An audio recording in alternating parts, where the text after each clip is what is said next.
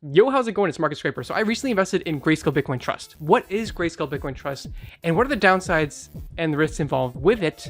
And let's get into this.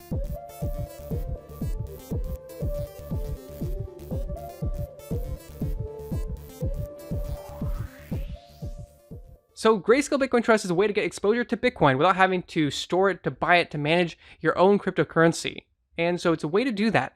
Now, some of the downsides. Some of the downsides is that there is a premium on top of Grayscale Bitcoin Trust. So GBTC is the ticker symbol, and the premium is essentially the price of Grayscale Bitcoin Trust. Let's say it's right now at like $34 per share. So $34 times 1,055. I think it's around 1,055. It might be a little bit less, might be a little bit more. But this price, the difference between that price and the current price of Bitcoin, and so current price of Bitcoin is maybe 32,000 last I checked, so it's going to be a lot more than 32,000. So that difference is the premium. And you really need to be aware of the premium, because the premium of GBTC was 40% a month ago. The price of the underlying asset of Bitcoin went up 36% since then. The premium has gone down on GBTC since then, but you've only seen a gain of about 5%, as you can see in this tweet.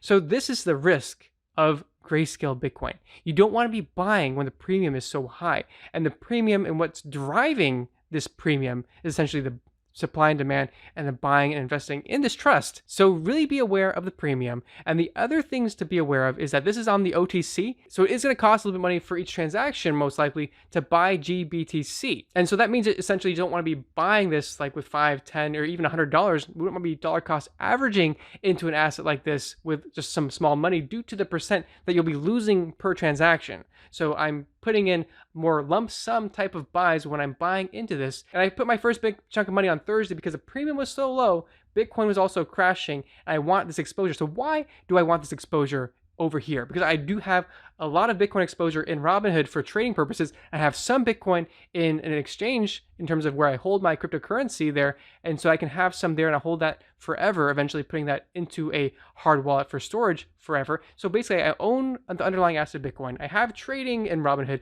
and I also wanted this here in terms of, I wanted it in my Roth IRA, actually. I wanted GBTC in my Roth IRA, so I have that tax sheltered ability. So the main purpose is to basically have tax-free Bitcoin exposure.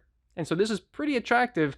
And the downsides, again, you need to be aware of these downsides. Mainly it's the premium. And the other thing with premium, that in the future, I see an implosion with premium when the ETF of Bitcoin finally comes out, which could come out this year, could come out next year, but it's going to come out definitely. And so when that happens, you're going to see the premium go close to zero, in my opinion. However, it's not too big of a deal if you're paying only 5% or even less, or even a little bit more than 5% premium for GBTC, because the price of Bitcoin will go up, because I see the inclusion in an ETF in pushing adoption and having investors being able to get their exposure to Bitcoin, going to increase the price of the underlying asset of Bitcoin over 5, 6, 7, 10%. This is just pure speculation, not financial advice, but this is what I do seeing with that. Well, let me know if you guys are invested in Grayscale Bitcoin or even their other products like ETHE. And if you're invested in any other interesting cryptocurrencies at the moment, let me know in the comments below. And I'm going to end this right here. I hope you guys got some value from this content. If you haven't already, smash that like button, subscribe to this channel for more content like this, and I'll catch you guys in the next one. And keep in mind that none of this is financial advice. This is just some random guy on YouTube drawing some stick figure lines on a chart talking to you guys.